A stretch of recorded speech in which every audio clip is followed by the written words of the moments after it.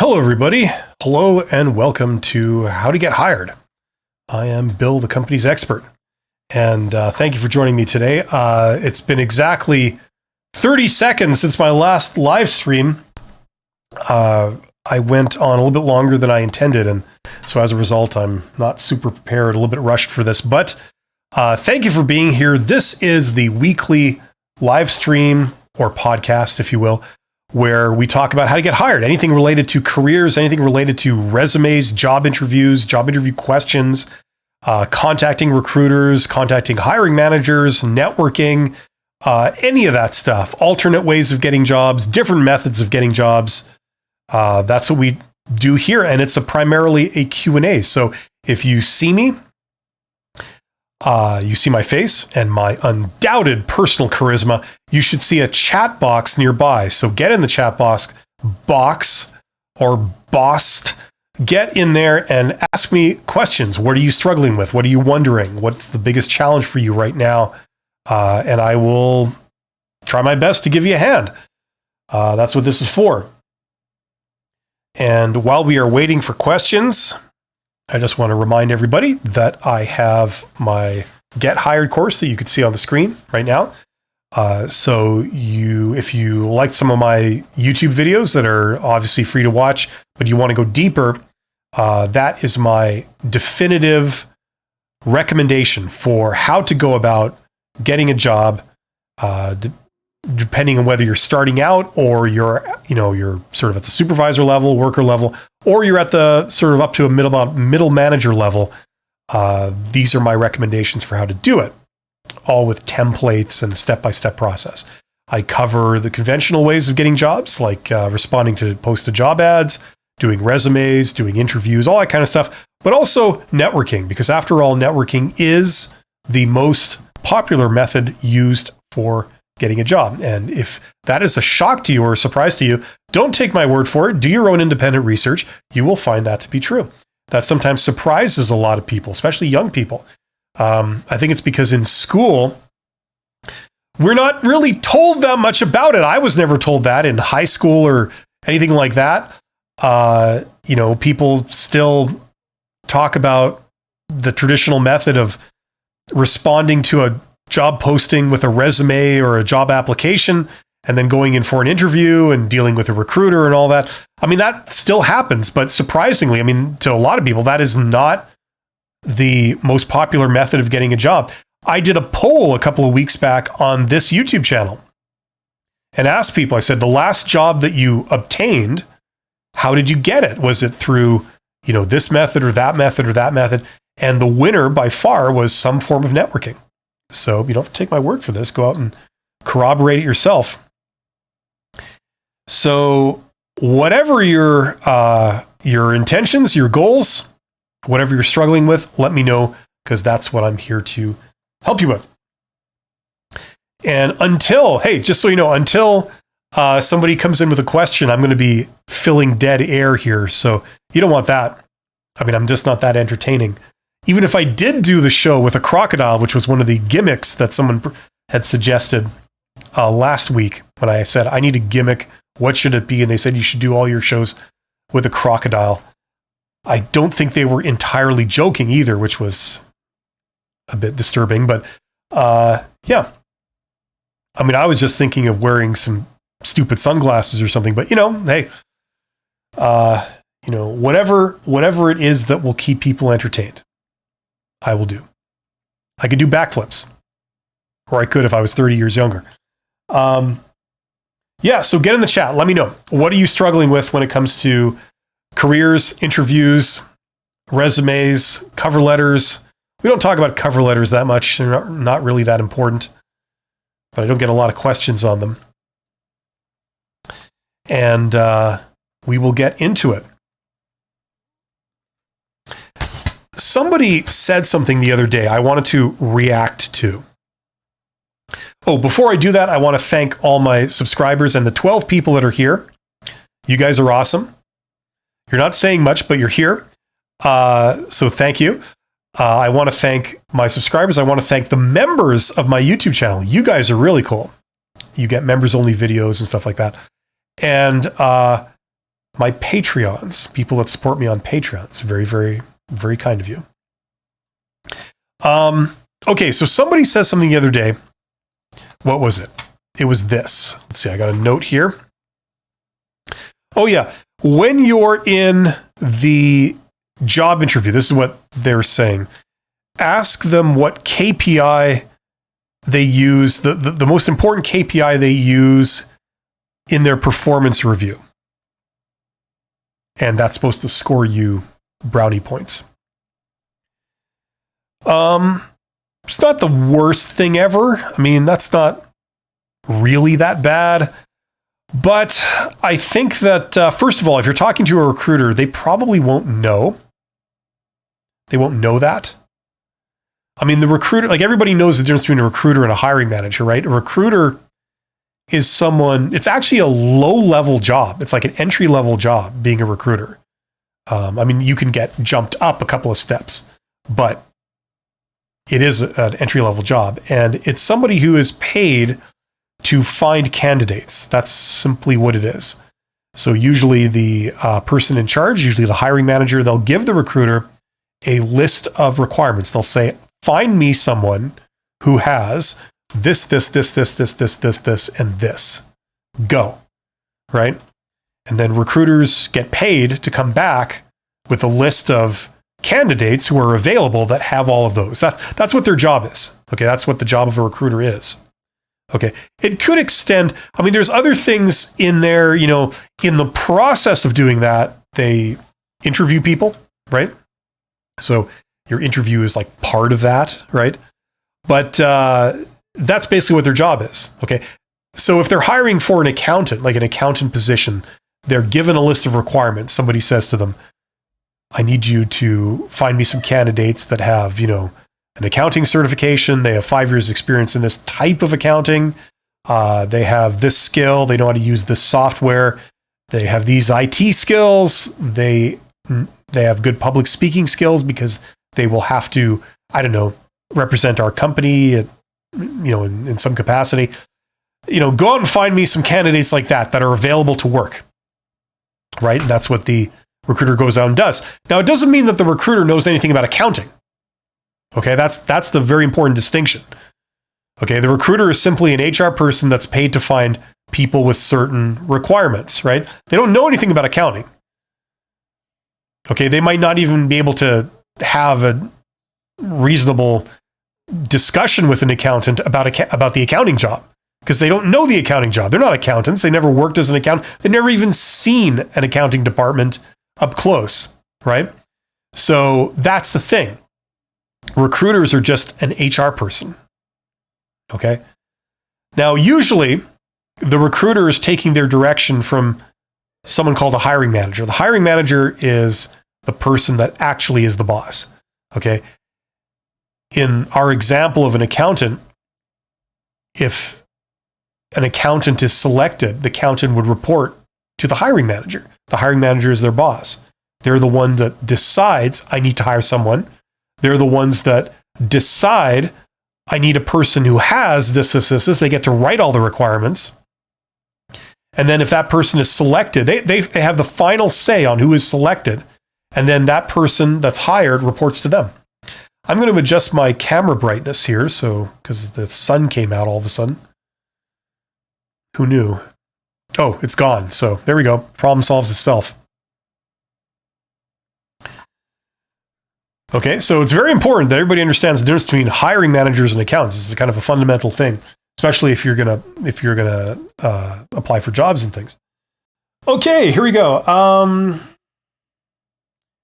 Helvin 111 says, do you have any particular experience with engineering interviews? Any notable weaknesses, shortcomings you found with them, and areas where they could have improved? Yes, I have experience with that. Like most of it from many, many years ago. But here's the deal. I mean, engineers have always been the same. They're very, very bright. Okay. They're very smart people. Okay. And they can run circles around a lot of other people when it comes to just mental gymnastics. their weakness has always been the same, and the weakness is usually social skills in those social areas. Okay. On the surface, the weakness, I got to adjust my camera again, sorry, but I'll keep talking. On the surface, their weakness is that they don't have particularly amazing, and I'm just going like off the stereotype here, like the average. There are obviously exceptions to this, okay?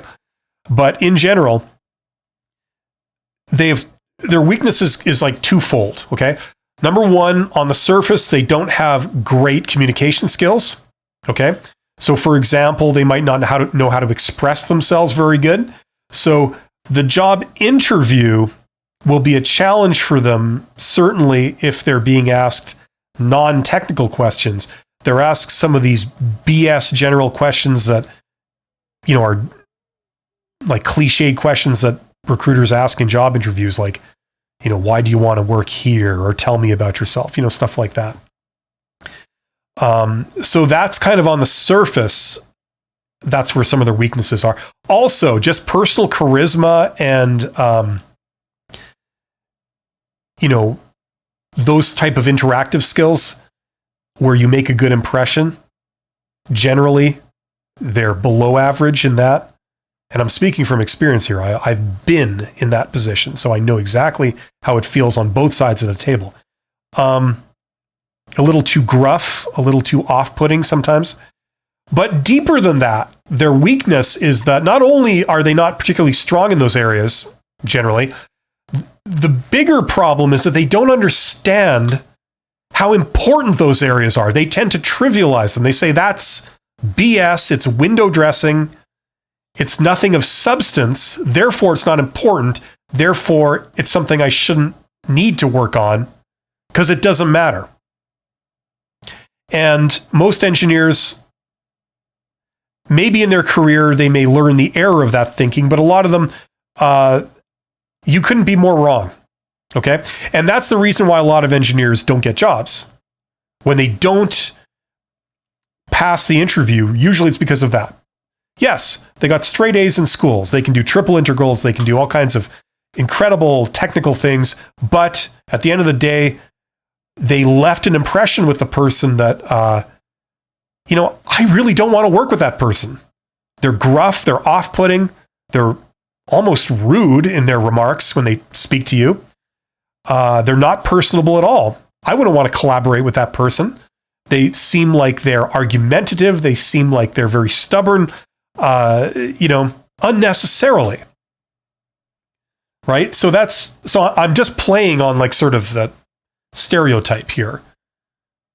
But I have encountered this. I've told a story before where I interviewed with the chief operating officer of a company like years and years ago. I was probably I did a video a long time ago called like the worst interviews I've ever done or something.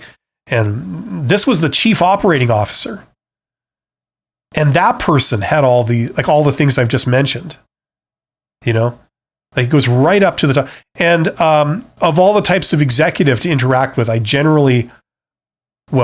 it's not my first choice to interact with the chief operating officer. Okay, or director of operations. Usually, this is the weaknesses associated with those people.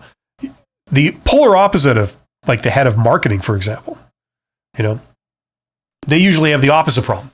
They're great as people, but maybe there's less substance there. So that would be my sort of generalization to answer that question. Hopefully that makes sense. So what could you improve on? Well, social skills. Social skills. If you've got the brains and the ability, but you also are like awesome to deal with. You're friendly. You go into a job interview, you look people in the eyes, you got a smile on your face. You come into the room and they think, this is going to be fun, right? And then you start talking and it's easy to talk with you. It's not a chore. It's not a grind. And when you answer questions, they don't get offended on any level. They don't get their back up. Like if you have great social skills plus technical ability, that's a very fierce thing to have. So for all the engineer types out of there, I would pay attention to that. Most engineers, like I said, don't value that stuff. They don't it's like a blind spot for them. They don't think it's a thing. They don't think it's worth doing. And consequently, they don't see how it hurts them throughout their entire career. Because what ends up happening is people say, I don't want to work with that person. If I could choose between like one of these 5 people, I'm not going to choose them. Yeah, they're smart, but I don't want to work with them. I don't want to like an argument every time I deal with them. I don't want like people to push back on everything all the time. I don't want to feel awkward every time I'm around them, right? That stuff matters. We choose who we deal with. And a lot of times we choose not to deal with people like that. So what a stupid reason to not get a job. Like after you've put all the work in training for an engineer, to not get the job because of that. Like what a shame, right? So that's what I'd say about it. Chandler Bing says, how do you answer the question about dealing with a difficult coworker? Or do you already have a video containing this question? I might have a video. I can't remember anymore, to be honest.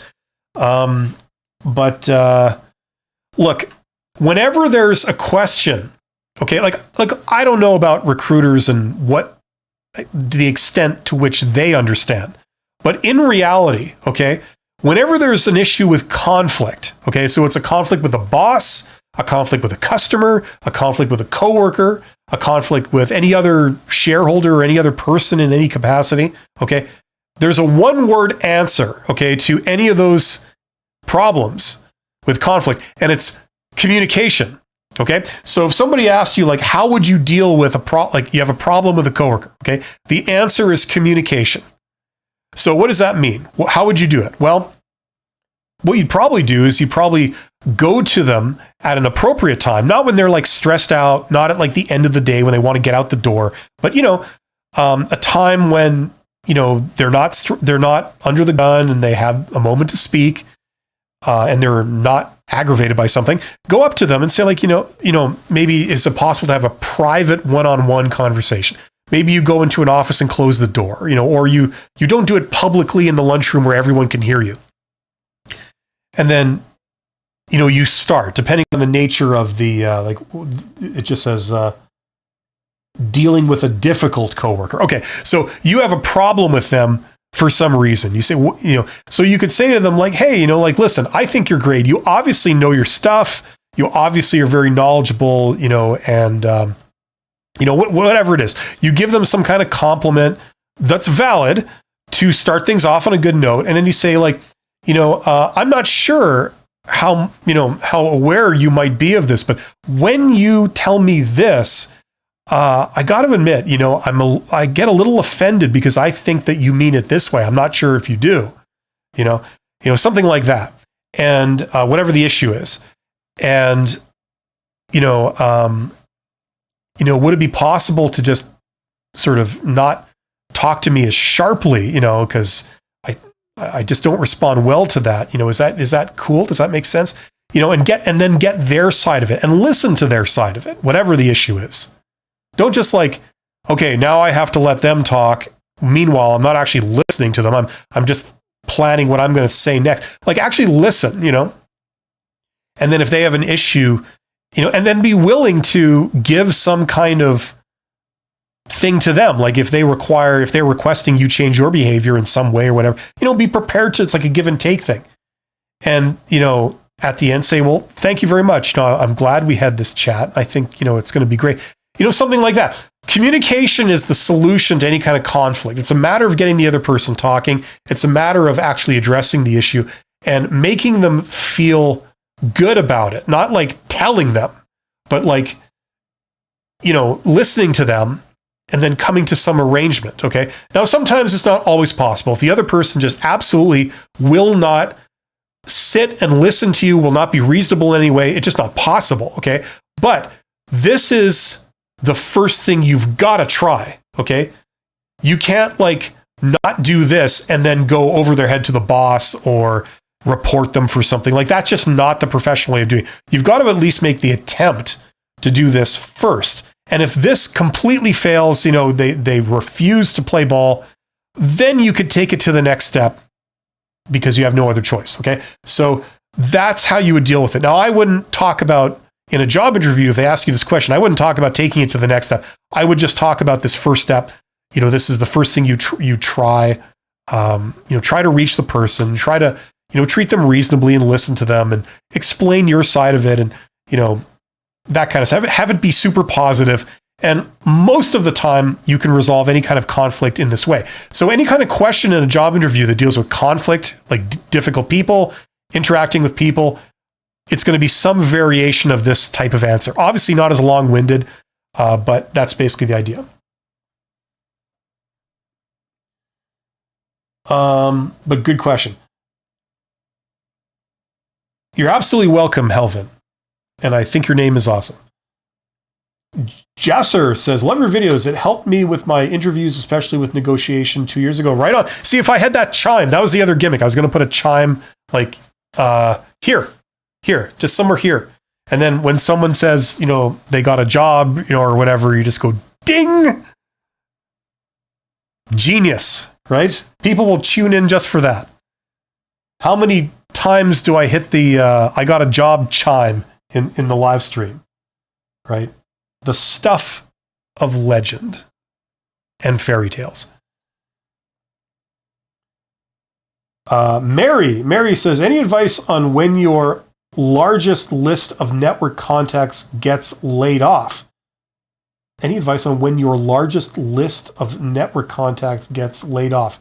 Any advice on how to pivot and regroup quickly to rebuild your network? So you have a network of business contacts, and they a lot of them all got laid off at once, and you're wondering what? You're wondering how to pivot and did you get laid off? Is that the idea?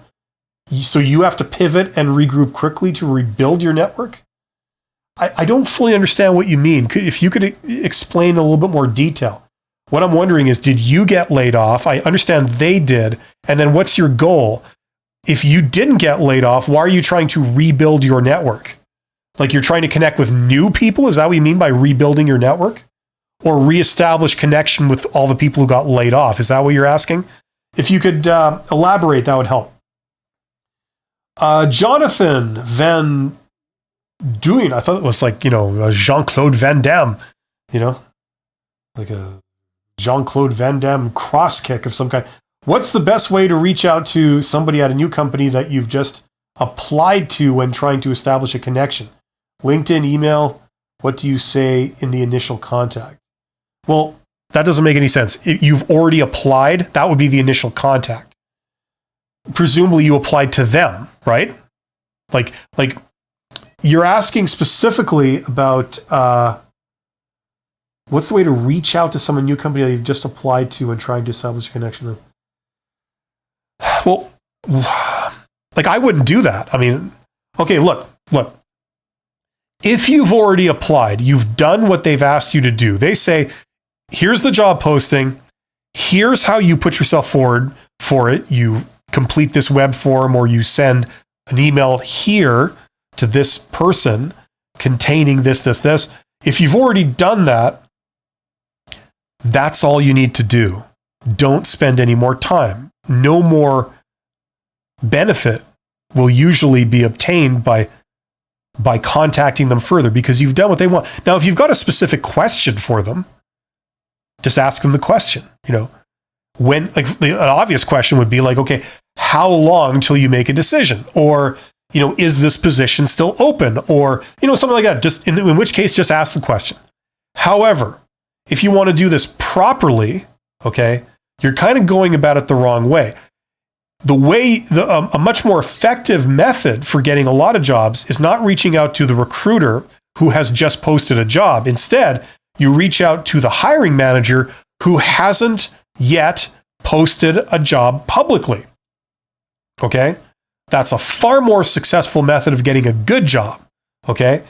What you do, and it's a volume approach, you do that to many, many hiring managers, let's say 500 in your immediate area. Okay?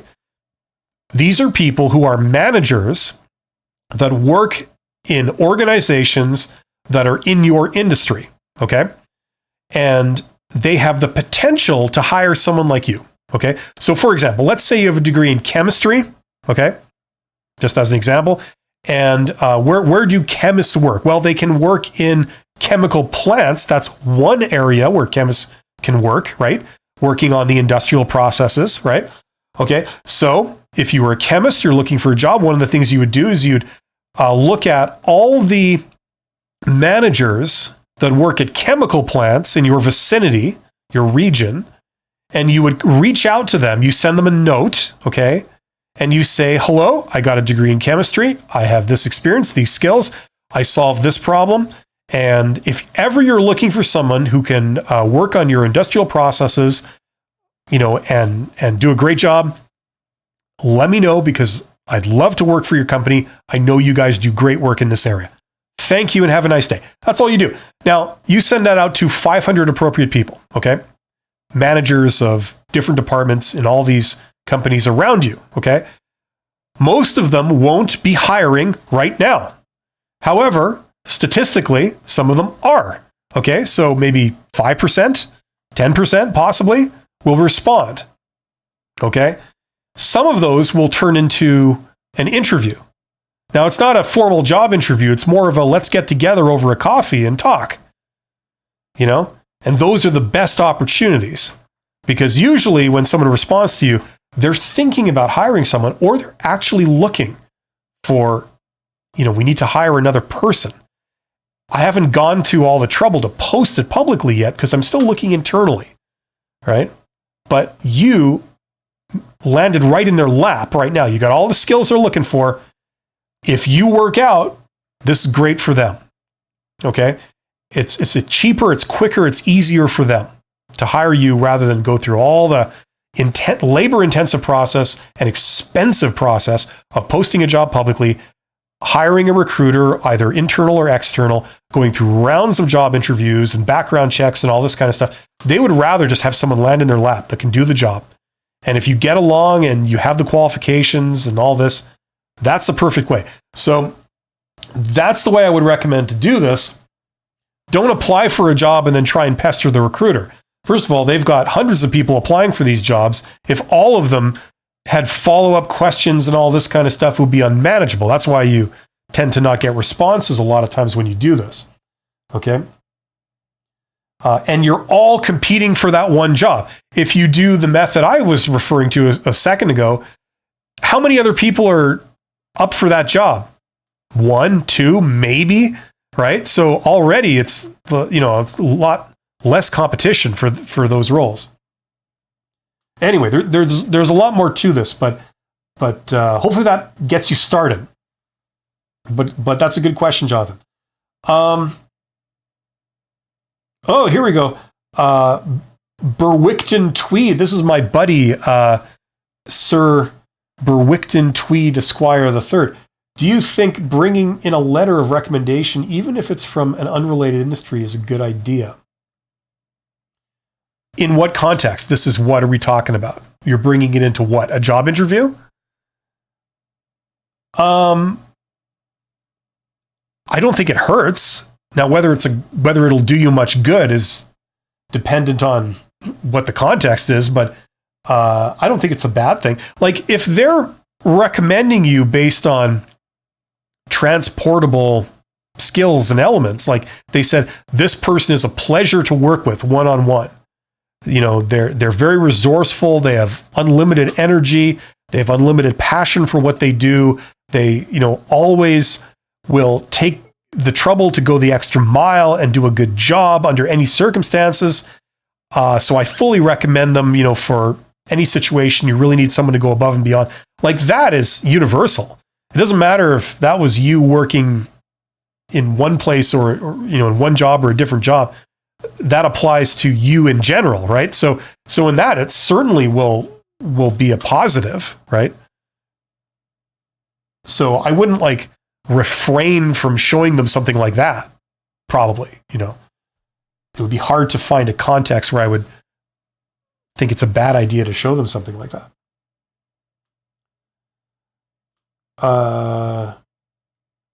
PJC says, I have an internship interview tomorrow regarding hotel reservation position.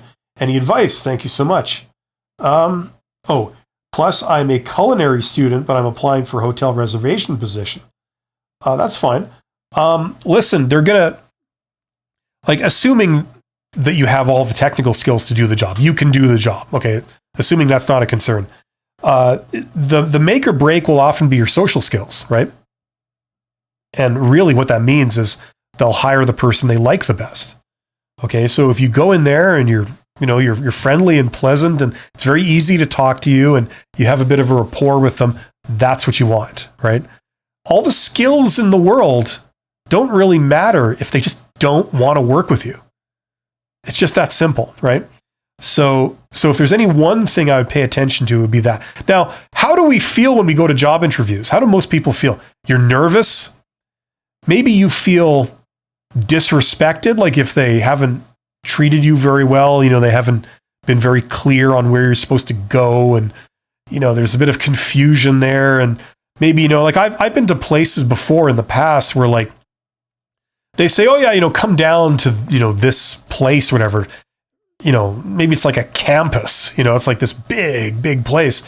And you go in there and you're dealing with like stupid parking rules and there's guards at the guard shack and they won't let you into this place. So you have to go around and, just, and you have a deadline, in 10 minutes, you got to be in an interview. And they tell you, oh, well, I think it's the third building over that you need, so you have problems like that. So how do you feel when you get there? You don't feel pleasant. You don't feel calm. You don't feel relaxed and friendly. You feel uptight and angry and pissed off. And then you get into like the meeting and, you're annoyed and, maybe you're all sweaty, or whatever. It's like the last thing you feel like is being pleasant and friendly, and just laid back and, so you have to kind of sometimes force yourself. You've got to like instantly be able to go into that mode, right? And you have to be able to disguise your maybe true feelings if you're annoyed and tired and, sweaty and pissed off. You have to hide that. You have to be a good actor in a sense, right? Because it would be terrible to like, you have all the qualifications. It'd be a perfect job for you. And then they didn't select you because, I don't know, that person seemed kind of angry, So it's little things like that that do matter. So pay attention to that. It's a lot more important than a lot of people think. And I mean, having been on the other side of the table, you're talking to several people that are all qualified.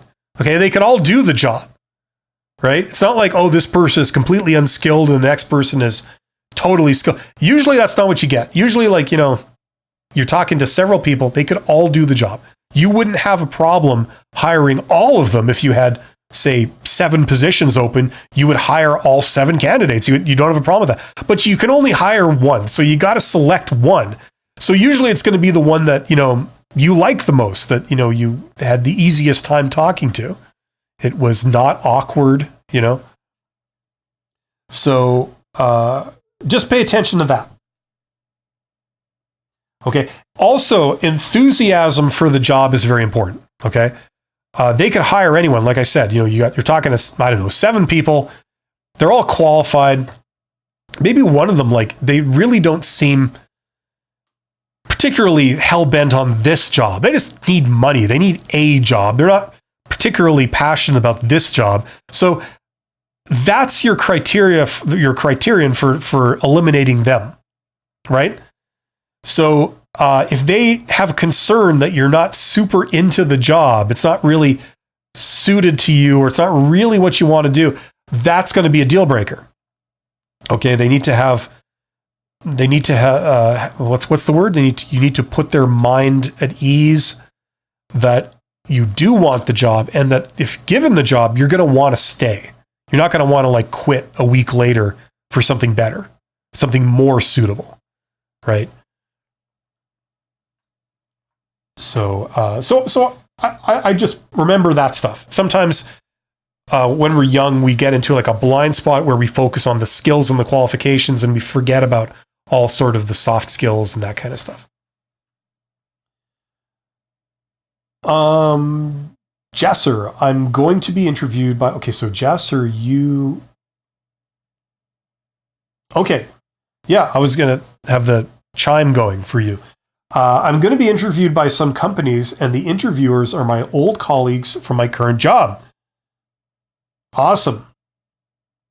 Got any advice on what questions I should throw at them, or just some tips to get ready?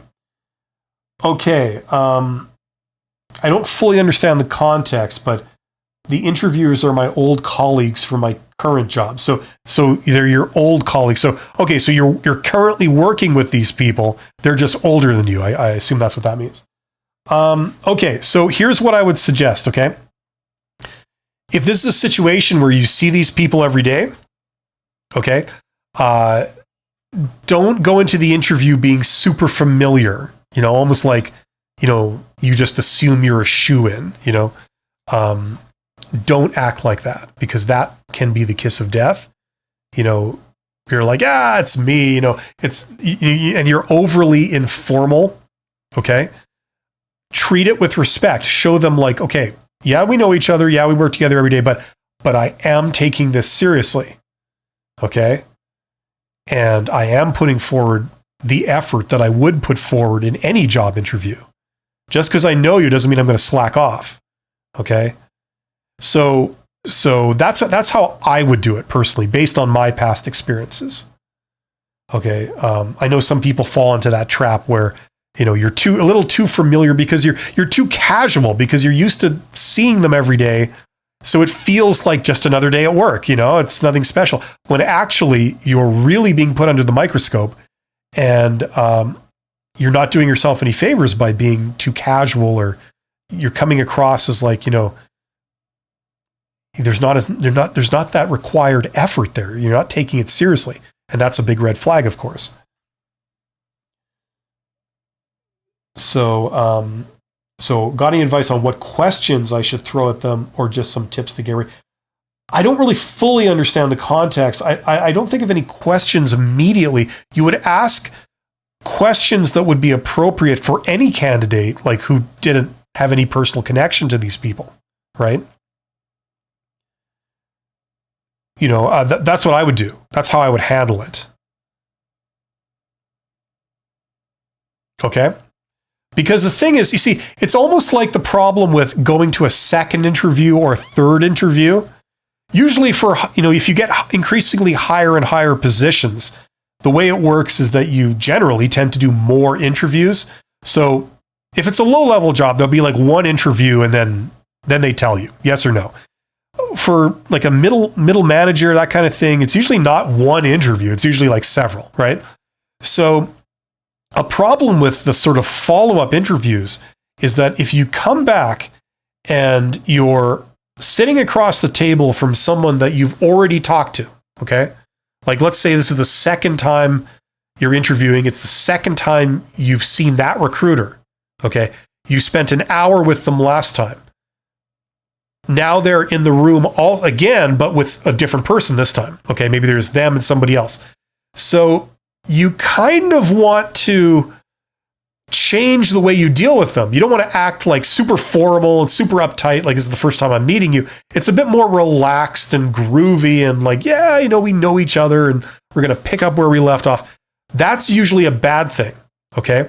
Because you come across like you're not taking it as seriously. You're not behaving as formally as you should.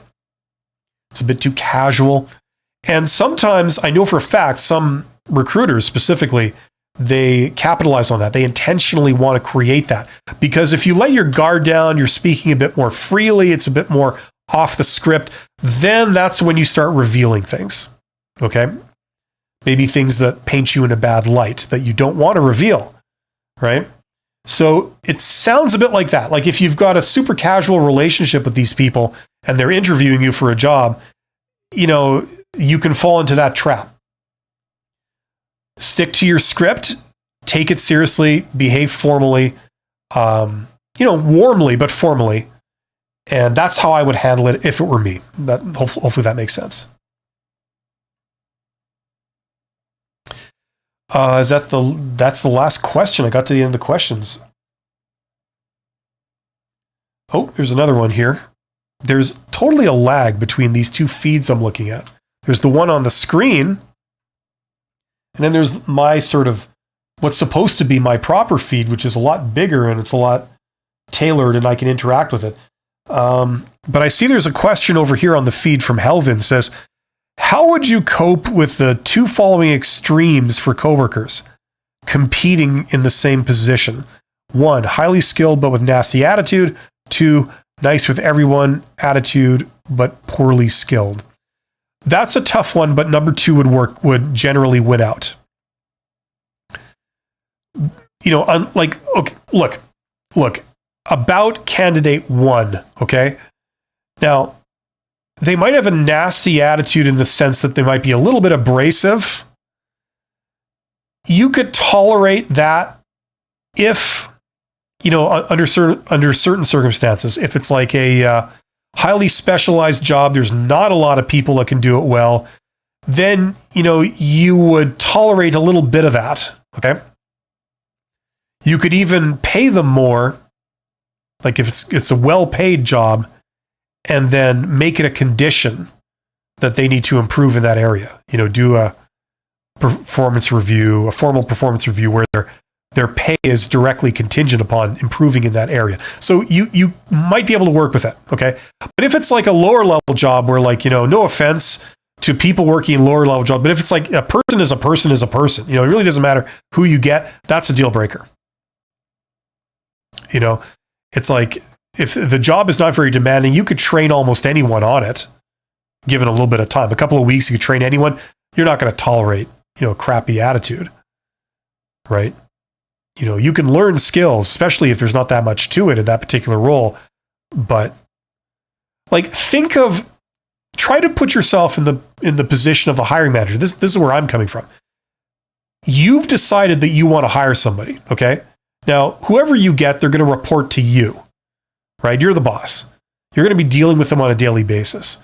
Would you hire someone that just annoys you? Would you hire someone that you know you're going to have a problem with? Like, they're just kind of, maybe with the way they talk to you is kind of disrespectful or snotty or, you know, whatever. Maybe they're argumentative, you know, whatever the issue is. You know, you just don't like some aspect of how they interact with you in the job interview. Okay. Like, if you can't interact positively in a job interview, it's not going to get better after that. You know what I'm saying? Like, once there's nothing at stake, right? So in the vast majority of situations, the candidate number 2 is going to win. Like, the nice with everybody, but, you know, they don't have the greatest skills. That's going to win out. It's stupid, but it's true.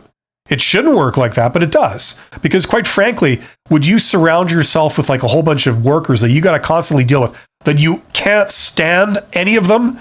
Of course not. That'll drive you to an early grave. It's not worth it. It's not worth your sanity. You'll accept a little slower performance at work in exchange for enjoying your job. You know what I mean? So that's how people think. They're very selfish in that regard. You know, yeah, they got, you know, the needs of the company are that you hire the best person, but their personal needs are that you get along with these people, you know? So that's usually how it goes. The higher level you go, then it gets a bit blurred, but certainly at the low level or close to the bottom, candidate 2 wins almost every time. You see, none of those questions have shown up in my feed yet. I'm still looking on the other side of the screen here. But that's a great question.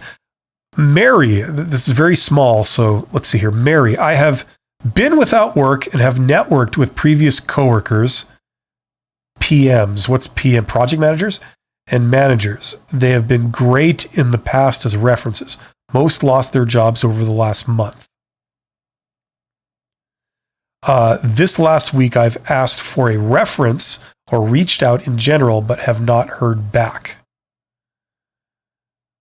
Well, okay, so here's what I would do, Mary. I mean, maybe you've already done this, but this is what I would do. I would call up 1 or 2 of these people. And what I would say is, like, I would just say, look, I'd like to use you as a reference. Okay.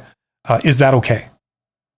So, you know, unless they're prepared to say, no, that's not okay. I don't want anyone, you know, I don't feel like I can give you a good reference. Unless they're prepared to say that, you get your reference. Okay.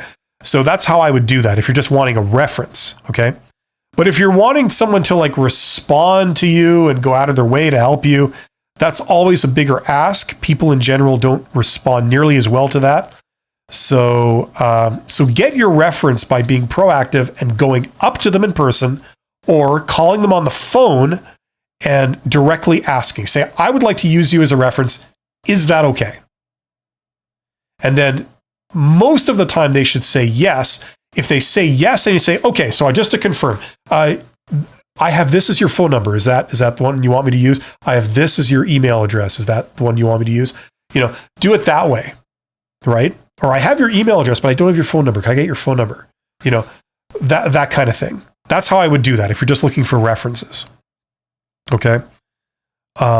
You may think that your coworkers are being a bunch of jerks by not responding, but this is actually, unfortunately, kind of more normal human behavior. People don't really go out of their way, by default to help you. It's not that they have anything against you. It's just they're very busy. They don't know the best way to do it. Right? So you have to sort of get that from them proactively. Okay, so a bunch of messages just came through here. So that was Mary. Okay. Any advice? No, I did that one. No, nothing came through on this other feed. They're all coming through on the screen. Okay, weird. Yeah, I've had a lot of problems. I'm using Streamlabs OBS, if anyone is interested, and they've got some bugs.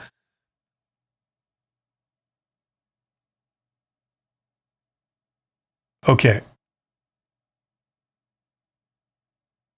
So Mary so you're telling me about the networked previous coworkers. I've been without work and have networked with previous coworkers. Okay. They have been great in the past as references. Most lost their jobs over the last month. The last week I've asked for a reference and reached out to... Yeah, okay, so if these people are they've been laid off, probably the last priority for them is to try and help find someone else a job. I'm not judging them. That's just sort of normal human behavior. They got enough on their plate just trying to find themselves a new job and look out for number one. So I can understand that you didn't get a great amount of responses to that. Okay. But that's how I would do it. I would get the references from them and I would just move on. Don't expect referrals or anything like that necessarily, especially if they're out of work. It's not that there's any issue there. It's just, I hate to say it, but in my experience, that's normal human behavior. Okay, my buddy Berwickton says, in the letter of recommendation, I was described as professional, punctual, diligent, and dedicated, and had the ability to work well with others. Described as the front person for the department. Well, yeah, that's all universal stuff. So if that's what it's saying about you, there's nothing wrong in preventing that. I mean, there's a protocol with these things. I wouldn't lead with that, but assuming you do it in a reasonable, appropriate way, there's absolutely nothing wrong with that. It's a sort of good character recommendation or representation. So yeah, absolutely nothing wrong with that. That does you credit.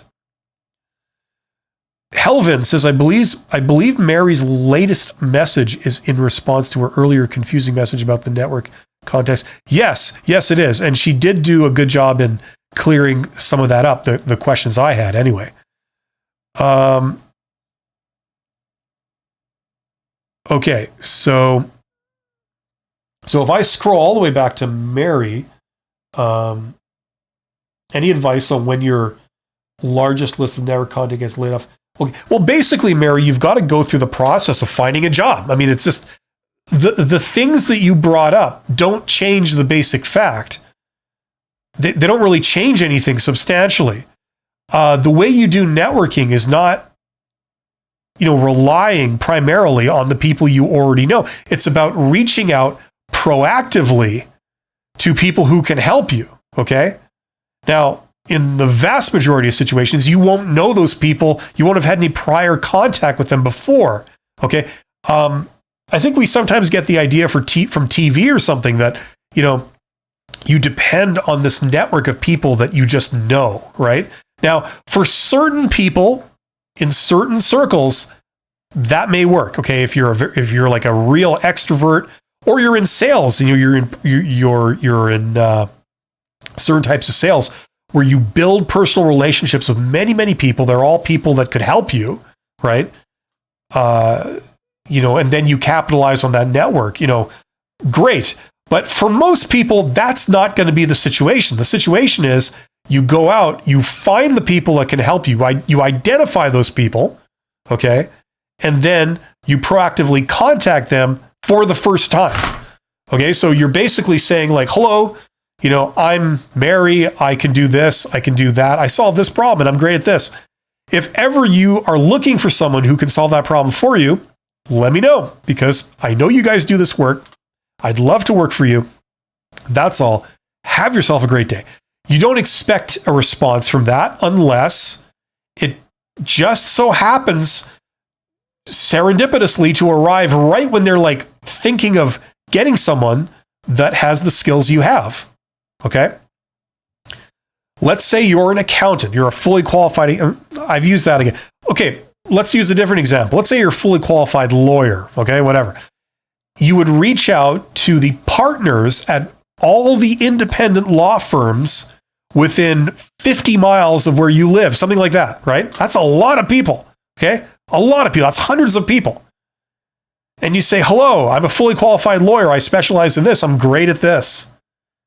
You may know, me from being published in this article last month, whatever. If ever you're looking to add to your legal team, consider me. I know you guys do work in this area. I'd love to work for you.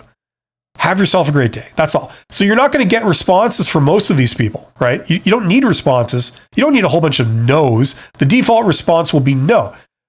Most people, it's conceivable that they could hire you, but not right now. They're not looking to fill an open position right now. But some people will be, whether it's 10% of them or 5% or 1%. Like, for example, you send it out to 500 people, which you could do in like 2 days. If it's a 1% response rate, that's 5 interviews lined up with partners in law firms that are looking to fill a position of a lawyer in their law firm right now.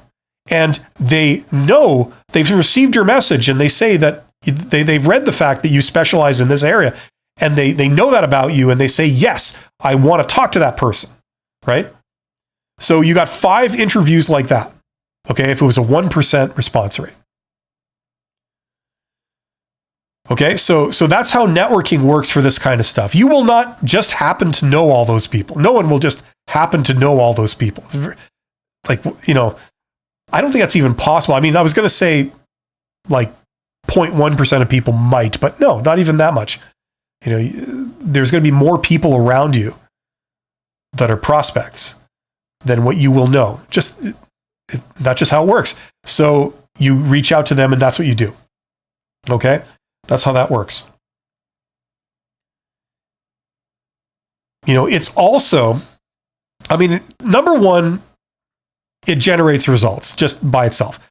Number two, it also, by the act of doing this, it also helps your case because, first of all, you're putting yourself forward in a way that is non-standard. This is not a default thing for a lot of people to do. Okay, despite the fact that networking is, very common, doing this is not super common. It is a thing, and a lot of people do it. But is it the default method for everybody? No. So, as opposed to responding to a job ad, as soon as they put out a job ad for a lawyer, they're going to get 500 applications. Are they going to get 500 people contacting them saying, if ever you post something, I would love to work for you? No, you're not going to get 500 people. You're lucky if you get 2 doing that. So you're one of them if they got 2. So you got one other competitor, right? So already that, the odds look a lot more favorable in that sense. And thirdly, you're demonstrating your initiative and your passion for working for them by proactively taking the trouble to do all this unprompted. Right? So that also is demonstrating that you have certain qualities and certain abilities. You're not just a demure person that's waiting for their number to be called. you're going out and being proactive and taking initiative to make things happen. That says something about you. That's demonstrating some of your abilities. So that also is making a good case for you. Okay? It's something that in a job interview, you don't have to tell them you have because they've seen you demonstrate that you have it. You know? So there's many advantages of doing this. That's why I think this should be more of a thing. I don't understand why people don't tell younger people like about this. I don't know of any school that tells people that you can do this. Anyway, there you go. That's my soapbox speech for today. So hopefully that makes sense. Where did I leave off here? Okay, that was Helvin reminding me about Mary's original question. Okay, Ike Leonard Less says, this may be a tricky one. What can a candidate do to be perceived as more likable and more approachable, particularly as an introvert when it comes to hiring and promotions? Thanks, Bill. Okay, if you're an introvert, depending on what that means in your context, I'm an introvert. This might be blindingly obvious to a lot of people, especially older people, especially extroverts. But to some introverts, and if you're young, it may not be obvious, okay? I did a video about that a while ago, and I felt like an idiot doing it because it's so basic. You feel like an idiot, like telling people to do this, okay? So if I did a live stream like this, okay, send me a question. Okay. Would you want to talk to me? Probably not, right? I mean, I'm not being super friendly and happy, but the first thing is to smile. Okay. Am I smiling? No, I'm not. Am I showing my teeth? No, I'm not. But if my natural face was like this, okay, I'm intentionally changing my natural face to look like this, right? I'm trying to look a bit more pleasant. You have a little bit of a grin, right? To try and if you kind of look at people and you kind of got a bit of a smile on your face, they think, oh, okay, this person is friendly. If I talk to them, they're not going to bite my head off. They're not going to insult me, right? It won't be awkward, right? So that's the very basics of how to be personable, okay? And it sounds stupid, but that's a big part of being likable, okay? It starts with that, okay? It starts with that. Another one is being able to make eye contact, look at people, don't do the whole thing like this. I know I look down a lot in the live streams because where I read my text is kind of down here, right? My camera is way up there, and then, my screen is kind of down here. And then if I have notes, they're down here. So it's weird. It's not we're having a face-to-face conversation, but look people in the eye. I remember I had issues with that when I was in my early 20s. It's something I had to force myself to do at some point in my life. That's how you talk to people. You look at them right in the eyes. You don't try and stare them down, but you look at them in the eye. You occasionally look away, look down, whatever, but most of the time is spent looking right at them.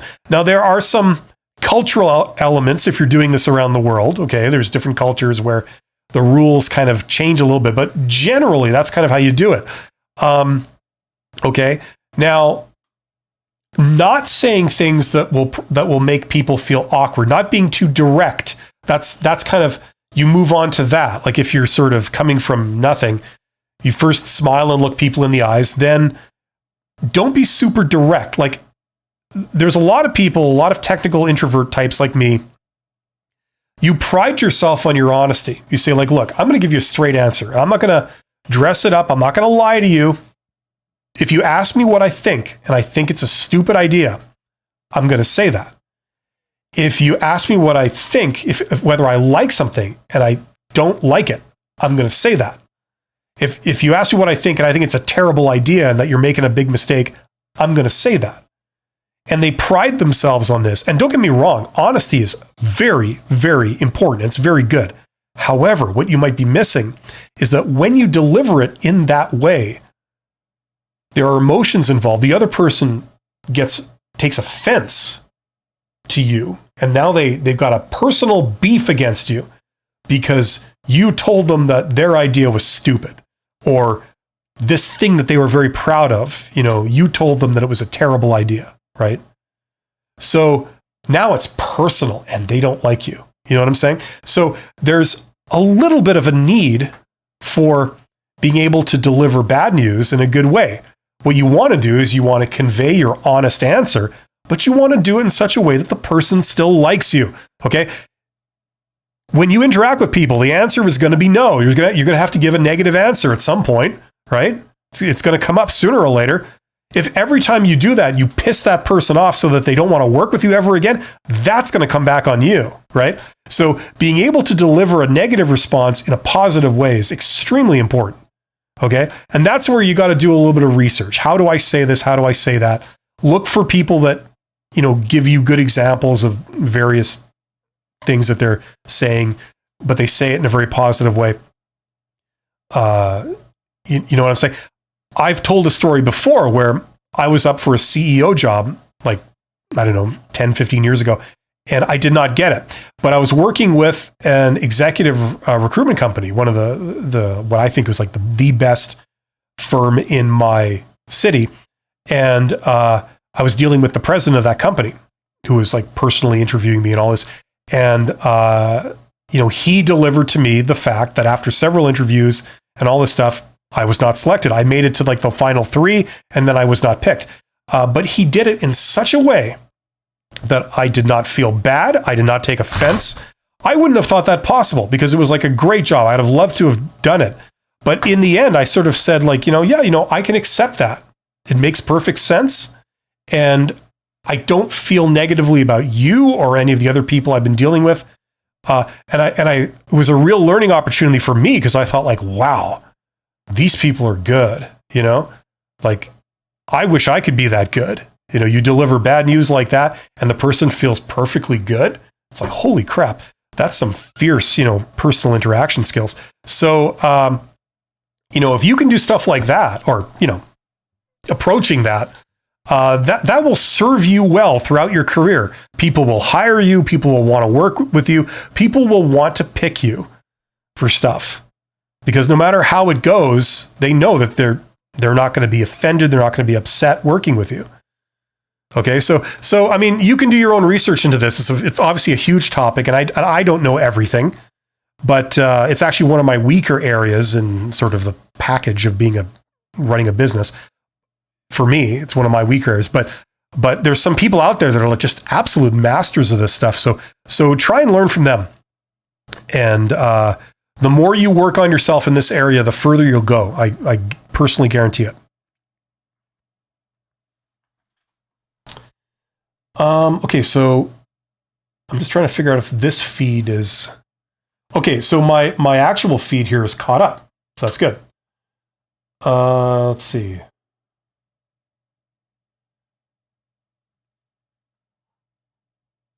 Okay, I think I was here. So Berwickton tweet. If I brought this letter into a job interview for an entry-level factory job, should I just directly point those out? I mean, there's many ways you can do it. It's going to depend on the situation, what's appropriate in the interaction. But an obvious thing to do, one possibility anyway, is that if you want to bring it out at the interview, you could wait until they ask you a question, along the lines of like, what are your strengths? Why should we hire you? Stuff like that. And then among the things you're going to give them is that you could pull out this letter and say like, why should you hire me? Well, in addition to having all the skills that you said and that you're looking for in the job requirement, I'm great to deal with. And I always put whatever it was. I always put like maximum effort towards something. Doing work at a very high standard is very important to me. It's a matter of personal pride. And here I have this letter. People have said so in the past about me as some evidence. I'm not just saying this. So like you could present it then, because they will ask you questions of that nature in a job interview. They're going to ask you like, what do you bring? Why are you here? Why do you want to work here? Why should we select you? And the answers to all those questions are usually like, you rattle off your strengths. You rattle off reasons that they should hire you because I have this, I know this, and I've done this. So under the category of things you have, it's like, well, I've got a very high standard of quality and when I put effort into something, and this letter, if you don't believe what I say, this is not just me talking, like here, my previous boss said the same thing and put it in writing, stuff like that. So you could do it there. You could bring it up before the interview. You could send a copy of this letter of recommendation with your application. You could send it just on its own before the interview. You could send it with your thank you note and say, I just want to thank you for having brought me in for the interview. And something I didn't really draw your attention to as much as I should have is here's a copy of a letter that I received for this. I thought you might find it interesting, reinforcing the fact that I will be the best employee for this job. Something like that. So there's many opportunities to bring this forward. Oh, my throat's getting dry.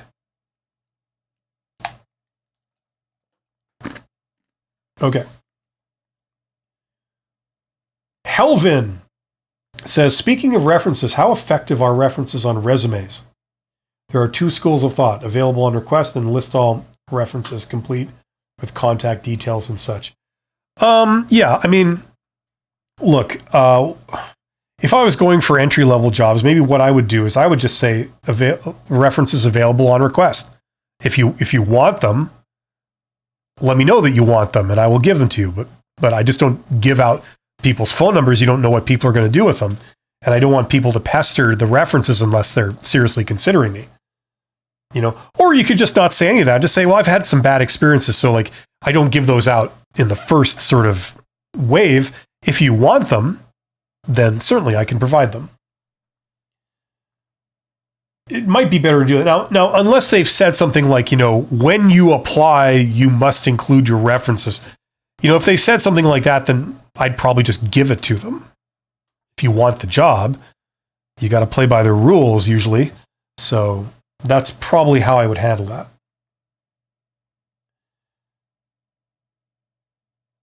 MA says, hello, an HR specialist recommended replacing skills with professional summary sections with a career accomplishments section highlighting top accomplishments from previous roles.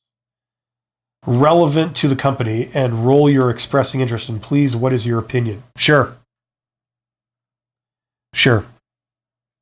You can call it whatever you want as long as they're on there. And you can put them in whatever sections you want as long as they're there. That's what I would say.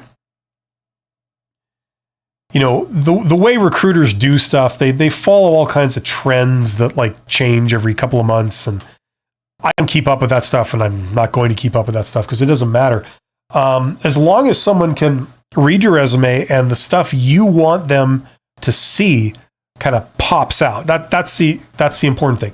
If you have a major accomplishment that you want them to notice, don't bury it in small print on the second page of your resume. It's the conventional wisdom. Put it up front and center. Traditionally, what people do is if there's a hiring manager and they come and they do an interview with you, they won't have done a lot of preparation for it. The default thing is if you want to do a job interview with somebody, just at a moment's notice, you get a copy of their resume and you put it on the table in front of you and you just use that as your guide to determine what you ask them. I see you've got this here. I see you've worked at this company. What was that like? What did they have you doing? I see you've got this accomplishment. That's interesting. What's the story behind that? Right?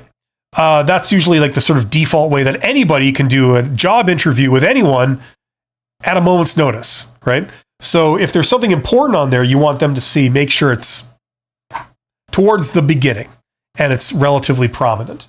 Okay, so I agree. I don't have a problem with any of this advice as long as you're not end up burying something that's that you feel is your biggest strength on the second page where no one's going to see it. Okay, that's the only caveat.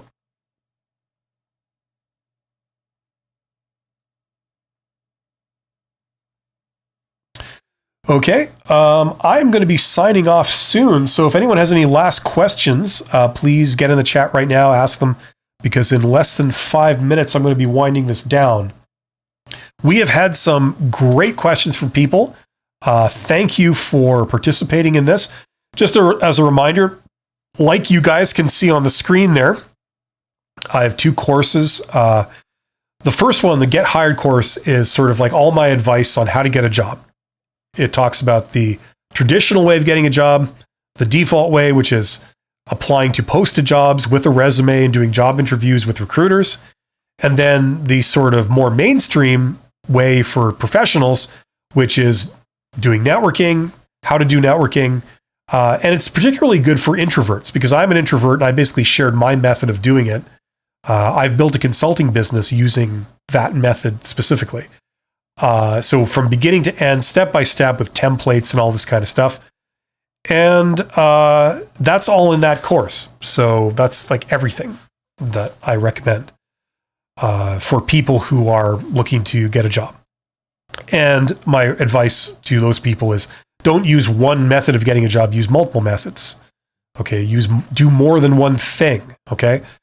The second course I have, as you can see, is the $100 MBA course. And that's literally what it says. You learn everything that you would learn in a Master's of Business Administration. It only costs $100 US. And, how do I accomplish this? I accomplish this by I give you essentially a reading list of the books. Okay.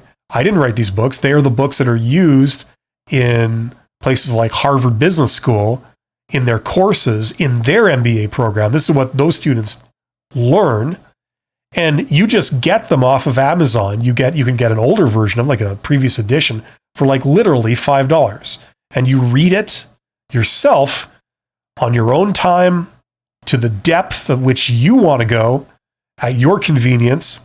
And I provide videos that guide you through. I don't teach you the material, but I sort of add to it and give you my take on things and the areas that I think are important and, things that are less important. And you can go to the depth you want. There are no tests, no evaluations, no assignments. So therefore it's an uncredited. This is purely for people that want the knowledge, but they don't need the piece of paper. And, you don't need to spend 2 years of your life and 5 figures at a university learning essentially the same material. You just want to get the knowledge, or maybe you care about a certain element, like you want to learn marketing, but you don't really care too much about accounting or something like that. So this allows you to do that. So if that's of any use to you, check out that course. All these courses, there's links in the description box below my beautiful face. You can follow those and learn more about them if you want. I also have videos that specifically do Q&A on what those courses are, how it all works, so you know what you're getting into if you want to go that route. So check those out if that's your deal. That's what you're looking to do. I see we got a couple more posts here. My buddy Ike says, what are your thoughts on personal branding promoting your USPs? What are USPs? And the process of building one. I'm terrible with acronyms. You gotta, without knowing the context, you can't use acronyms. It's a good idea to spell out whatever acronym that you're using first, at least the first time you mention it. And then after you do that once, then you can start using an acronym for it. That's just a general rule. But people are talking to me from all over the world, from all kinds of different industries. I don't know. I'm not going to know the acronyms for everything. Personal branding. It's one of those areas like leadership, that like everyone and their brother is talking about it, and most of the time they're just out to lunch. Like they're not, what they're saying doesn't make any sense. It's not even pseudoscience. It's like just their opinion, their uninformed opinion dressed up as like knowledge. It's not. So I'm going to give you my opinion. I mean, branding is an actual thing. You can learn what that is in marketing, right? For example, it's the thing that comes to mind when people think of you, right? Like you think of a company like McDonald's, what comes to mind? Well, burgers, like Big Mac, fries, Coke, right? It's everywhere. It's reputable. It's legitimate. Good value for money, whatever, right? What are all the things that come to mind? That's your brand, right? So when someone mentions your name, what comes to mind, right? Well, in your company, let's say you're the person that deals with warranty claims, right? You're the warranty person. So when they think you, they think warranty. Whenever I got some kind of thing, the customer says it's warranty, I know I've got to call Ike, right? So like that's your branding, right? Personal branding. When they think of you, they think of this. So the question is, if you're trying to build a personal brand, that's like saying, okay, when people hear my name, what do I want them to think of? What do I want them to know about me that like that's who I am to them? Now, if you're in the context of getting a job, it's like, okay, if you're a fully qualified chemist and you're trying to put yourself forward for jobs in chemistry, your branding presumably will be that you're a fully qualified chemist or an expert chemist or something like that. Whatever it is that you're trying to associate with your identity. So when people hear your name, they think, that's the professional chemist, right? That's branding. Okay, so what are my thoughts are? I mean, it's first of all, it's valid. It's a valid concept. Usually it's really tied to your tagline. So if you have a LinkedIn profile or you have a resume or you have a business card, you're going to summarize who you are in your tagline. So like, for example, like on this YouTube channel, certainly, it says like Bill Todd, former CEO. That's how I branded myself, right? I could have said like Bill Todd, expert hiring consultant or something like that, I suppose. But that's not really accurate. That's not really who I am. I'm more than, I have some thoughts on hiring. I've done a lot of hiring and this kind of thing, so I could talk about it. But that's not all I am. Who I am is a CEO. I can run a business. I can grow businesses. I can help people grow business. That's who I am. Part of that is the people, right? So you got to deal with HR. So that's my branding, right? That's who I am.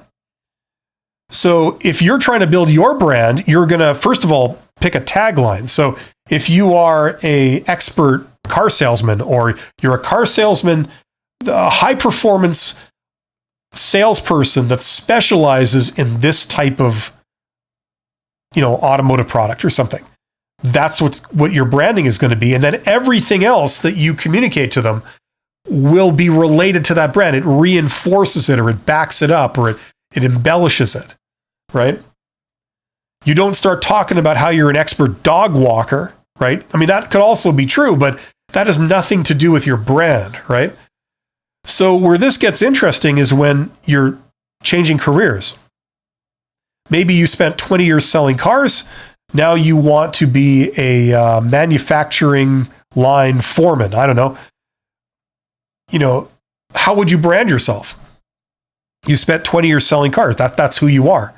But you're going for a job as a manufacturing foreman, right? Well, they're not going to hire you for manufacturing foreman if just based on the fact that you sell cars. That's going to work against you, right? So you want to brand yourself as a manufacturing foreman, right? And then they'll hire you as a manufacturing foreman, right? Presumably. So branding is a very legitimate thing, but there's so much people spouting off about it. They view everything in business or everything in life as like some kind of branding. It's like, no, that's not what it is, right? So you just got to watch. There's a lot of misinformation on it. And don't take my word for any of this stuff. Go and corroborate it. Go and do research. And then the best way is to go and get personal experiences, direct personal experiences that either confirm or deny whatever it is. And then you'll know for sure. No one will be able to, pull the wool over your eyes or give you misinformation because because you've done it. That's the best way to learn.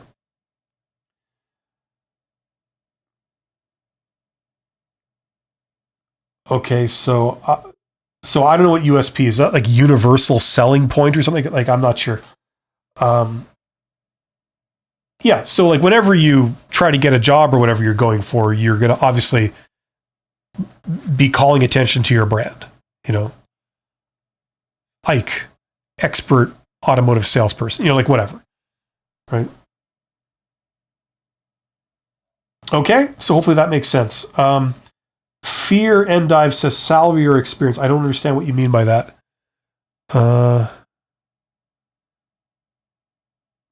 Unique selling propositions. Yeah, see, there's more posts in the on the screen than there is in my feed.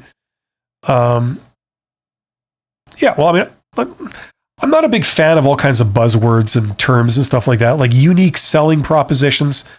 I don't know what that means exactly. I mean, is there anything that you do that's really unique? You might have a unique combination or somewhat unique combination of things. But whatever, it's who you are. You just say who you are, This is what I do. It doesn't have to be original. It doesn't have to be hard to find or unique. It's like, look, I'm the best car salesman for this model of car. Nobody knows the customers in this region like me. There you go. That's why you'd hire me. That's why I'm valuable. That explains how I can deliver value to you. I know exactly how to sell this model. I know exactly how it stands up. I know exactly what customers' attitudes are or their perceptions of it and the history of their perceptions of it in this region. That's what I know. That's what I can bring to the table. So you just summarize that in like a short phrase of like 4 words or less, and bam, there's your brand. That explains in a very compact way who you are, why they should hire you, what value you can bring, and why they should pay you a lot of money.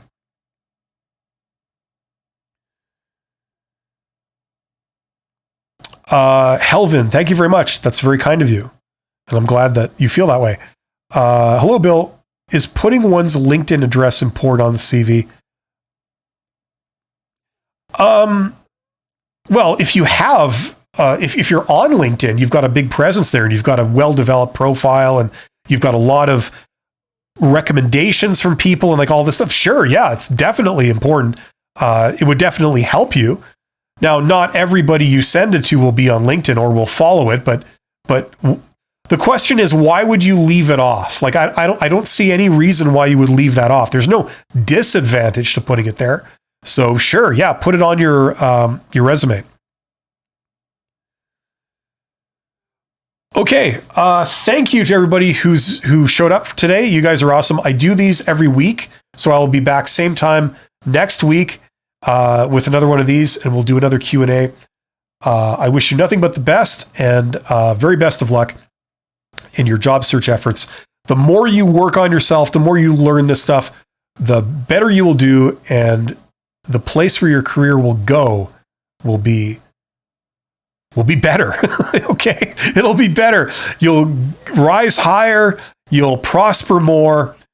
You'll enjoy what you do more, and you'll have more options. So never stop learning. Always work on yourself. Thank you so much. Take care.